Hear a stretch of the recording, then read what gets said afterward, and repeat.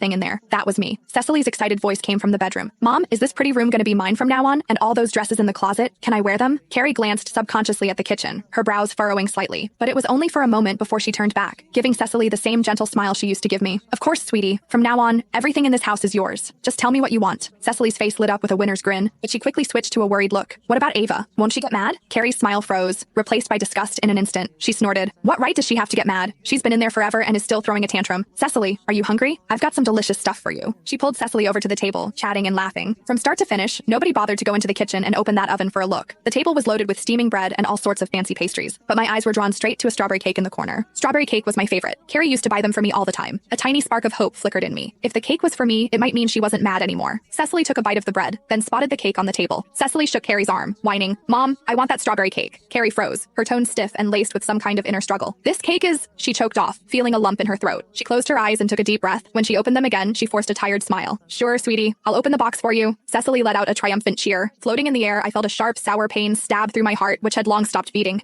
The agony was even worse than the flames burning me in the oven. Carrie used to say it was my greed that brought in that homewrecker, but now she had bought a cake for Cecily. The girl munched on the cake happily, then noticed Carrie's gaze fixed on the kitchen door. She blinked innocently, saying, Should we get Ava to come and eat? She must be starving. Those words popped Carrie's forced calm like a needle. She snapped her gaze away, her voice turning sharp. Don't worry about her. If she's hungry, she'll come out on her own. She isn't a baby anymore. In a fit of frustration, she turned to the kitchen and shouted, Stop playing dead in there. Just like your scumbag dad, always putting on an act. If you're so tough, stay in there forever. Don't expect me to beg you to come out. You and your dad should drop dead. She didn't know I was already dead. Carrie had a mental breakdown, shaking hard after her outburst. She lost her balance and fell backward, hitting the floor and passing out. I rushed over in terror, trying to catch her, but my hands went right through her body. I could only watch helplessly as she lay there unconscious. I was such a bad kid. I made her suffer when I was alive, and even in death, I was making her sad. Carrie's collapse startled Cecily. She froze for a moment, then frantically grabbed the phone and dialed 911. The paramedics arrived quickly and loaded the unconscious Carrie onto a stretcher. The house went quiet, and my gaze drifted back to the table. Half of that sliced cake was still sitting there on the plate. The bright, sweet strawberries now looked like congealed drops of blood. I couldn't help but retch. I'd never eat a cake again. Mom, I'm sorry. My grandma, Marta Compton, heard about Carrie fainting and rushed over to take care of her. Back home, Carrie passed by the kitchen door countless times but never pushed it open. She wouldn't let anyone else near it either. Feeling sorry about her paranoid state, Marta advised, Let the kid out. You can't blame Ava for Stefan's infidelity. She gently rubbed Carrie's back and said softly, Ava is still a child. You can't keep her locked up like that. Carrie stood there rigid as a rock, staring at the kitchen door, her lips pressed tight. I knew she was still mad at me, but I was already dead. She hated me so much that she wouldn't open the oven door and admit she was wrong. When Carrie didn't budge, Marta sighed deeply.